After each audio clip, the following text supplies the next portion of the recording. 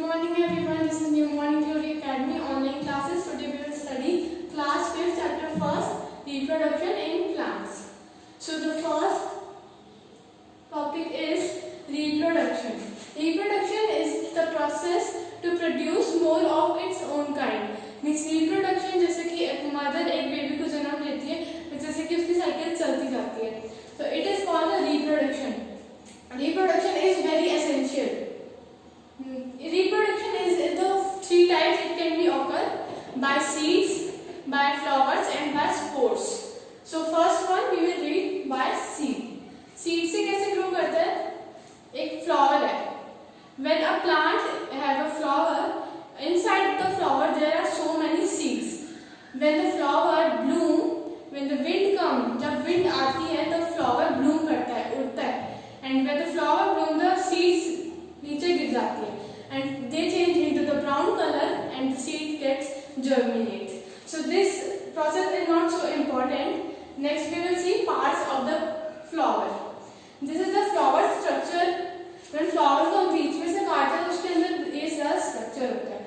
So first we will see the flower structure. Peduncle and receptacle. These are the green shiny part of the flower. Then we will see sepal. When the flower is a bud, जब flower एक कली होती है, जब वो उगना एकदम शुरू ही करती है, the protective of layer is called sepal. जो उसको protect करता है, उस layer का नाम है sepal. Next, sepals. Sepals is the protective layer when a flower is a bud.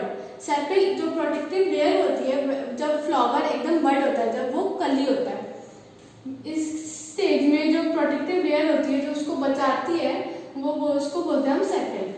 Next है petals. Petals are the beautiful and attractive structure with sweet smell of the flower.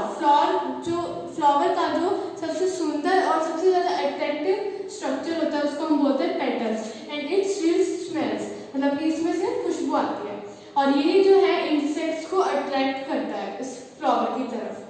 Next हम देखेंगे anther and filament. This both are one thing only. Anther and filament ये flower का male part होता है. मतलब flower के अंदर two part होते हैं, female and mail.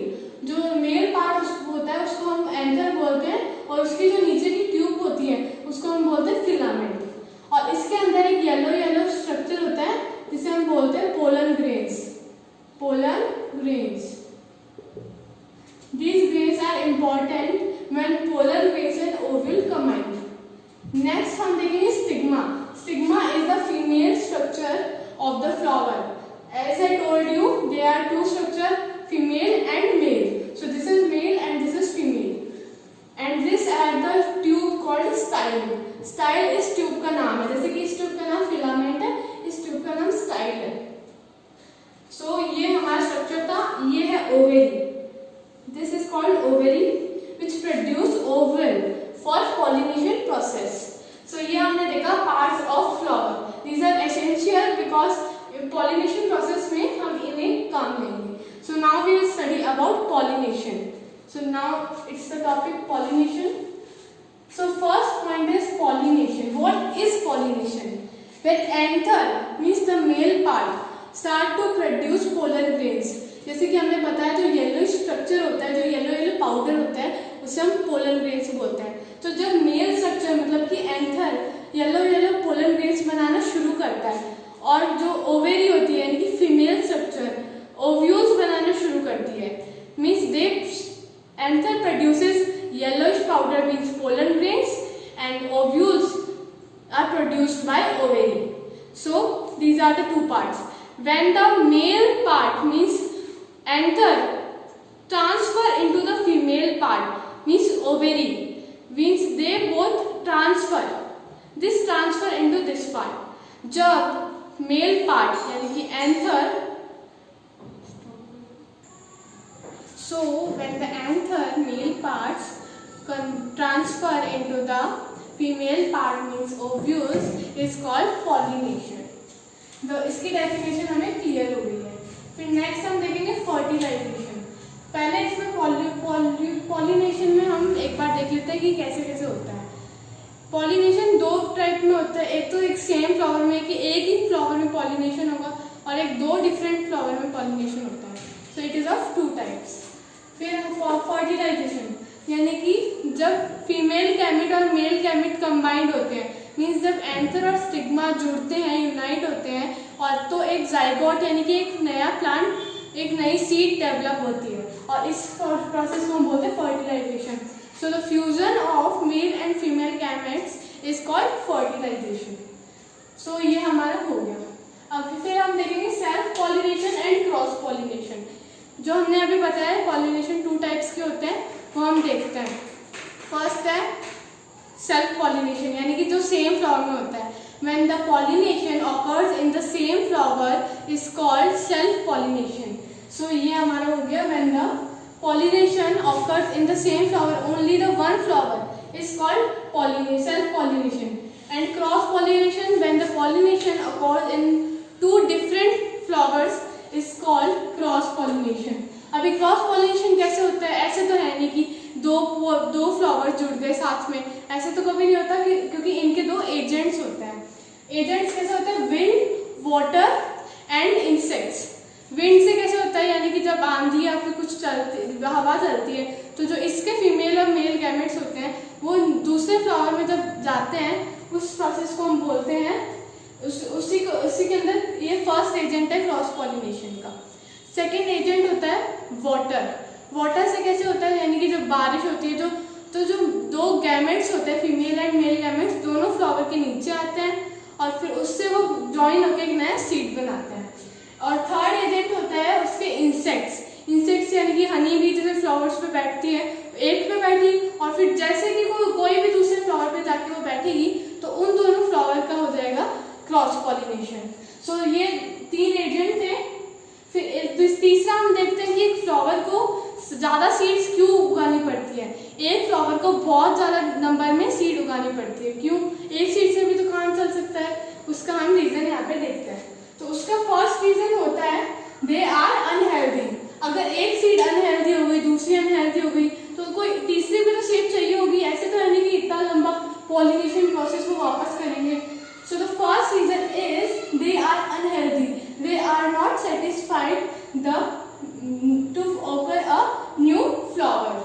The second reason is destroyed by unfavorable condition. Favorable और unfavorable 2 different words होते हैं। unfavorable मतलब नुकसानदायक, जो हमारे लिए कोई फेवर नहीं कर रहे हैं, और favorable मतलब होता है जो हमारा फायदा कर रहे हैं, हमारे लिए फेवर ला रहे हैं।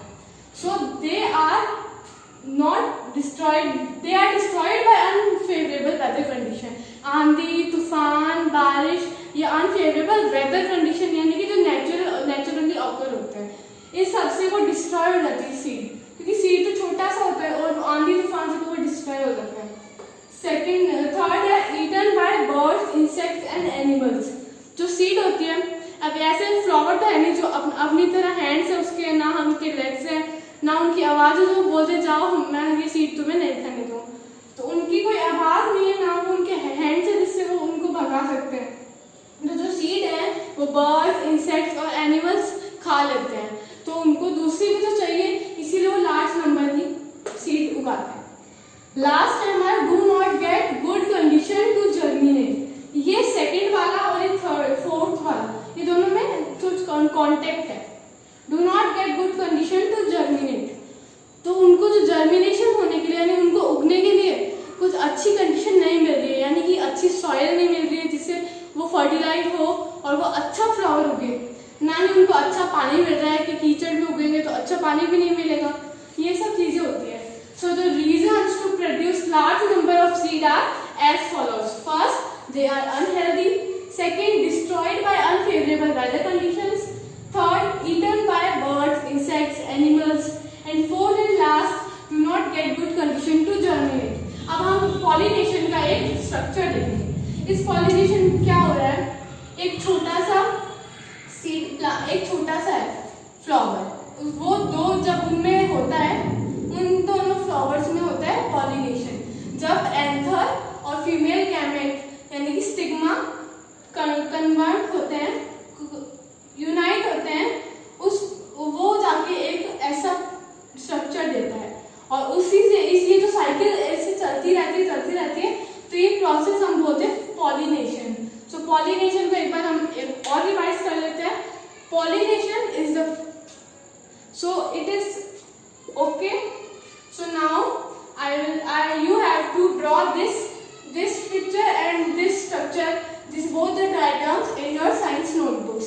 This is enough for this lecture. You should revise this because बिना रिवाइज के तो आपको समझ में नहीं आएगा. So you should revise. Thank you.